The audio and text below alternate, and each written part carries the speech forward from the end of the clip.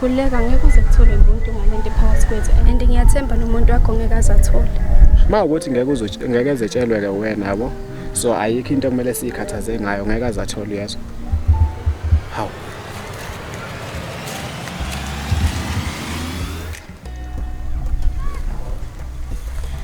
Sona. Akuyona into ecabangayo. Akuyona into ecabangayo. Awumencane Ndumiso. Ngisacela ukukhuluma nawe eceleni manje. Yazi sona sami ayikho into ongayixoxa nomini. Ngicela nje sikhulume ngayo eceleni ngiyacelela sithatha. Wena umencane wena ngisacela ukukhuluma nawe eceleni manje. Ngicela ungilandele.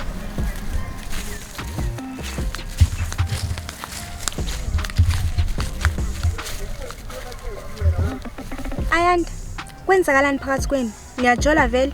And ungalingi nje uzama ukungiqambela amanga ngoba ngizokwenza into ebuhlungu engizojengisa isole ngayo yangizwa? Yeah, siyajola. Yazi bengivedane ngibona. Sona sami akusile into ecabangayo. Ngingachaza. Man, kambe mina bengivedane ngicabangani? Yazi ngivedane ngabona ukuthi khona lo usumphethe kahle. Ntomisa senandaba nami. Wagcina nje khona ukuchitha isikhathi sakho nami. Kwakhona nje ukungitshela ukuthi uyangithanda ogcine nini. Even Ntomisa noma ukhuluma nami nje awusangihloniphi. And lento engiyibona lapha phakathi kwami nawe full stop yothando lethu. And ngifisela inhlanhla yazi nomuntu wakho omusha. Hawu. Lwandle. Ukuchaza nje kukodwa. Ntomisa ngiyeke. Cha ngiyacela. Ngiyeka.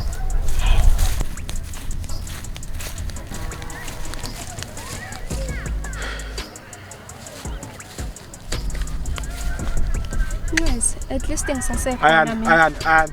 Ngicela nami. Futhi awusale kanje. Ngicela. Yongiyeke. And lento engiyibona lapha phakathi kwami nawe full stop yothando lethu. Ukuchaza nje kukodwa. Cha ngiyacela. Ngiyeka.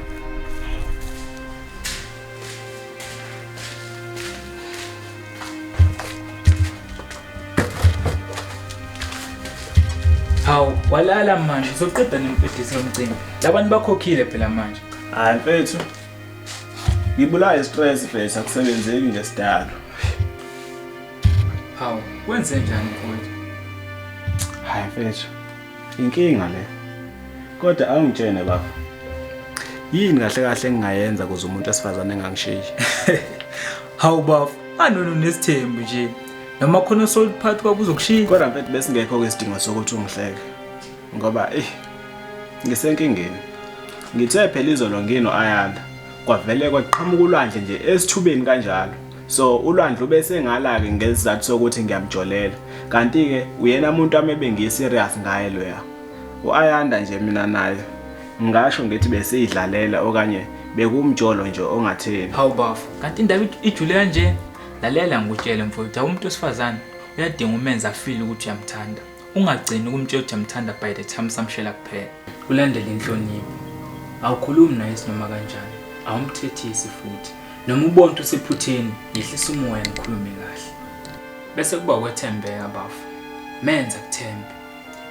Noma athi uyamjolela bra wami, ungamniki isizathu sokuthi angakuthembi. Kumele ahlale akhululekile noma ungekho eduze kwakhe. Okugcina bafo, kumele wenze sure ukuthi uhlala jabule. Yawo uma wenze njalo, ngeke asakushiya.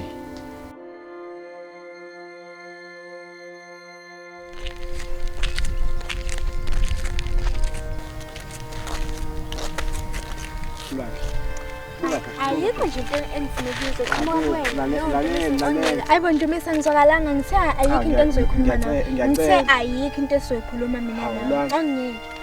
Kodwa mina ngikusona kancane ke kuleso sinqumo sakho leso. Uthini?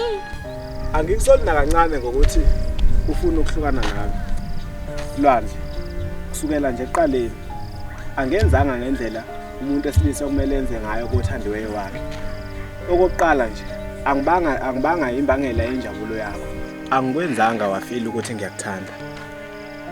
Okunye futhi angikukhombisanga ukuthembeka kwena. Lwandle. Ngiyakuthanda kana bethu. Kodwa ke ngeke ngikwazi ukumendleleni yakho. Engingakusho nje. Ngikufisela ukuthi uthole umuntu ozokuthanda. Akuphathe ngalendlela ebekumele ngikuphathe ngayo cause angikwazanga ukwenza ngendlela obekulindeleke ngayo.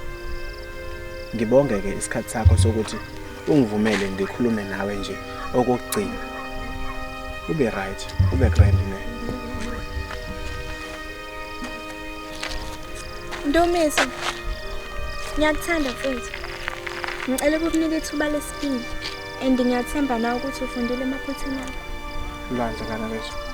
Ngiyabonga yezo. Ngiyathembisa ngeke ngikuphokwe yezo. Ngane wethu.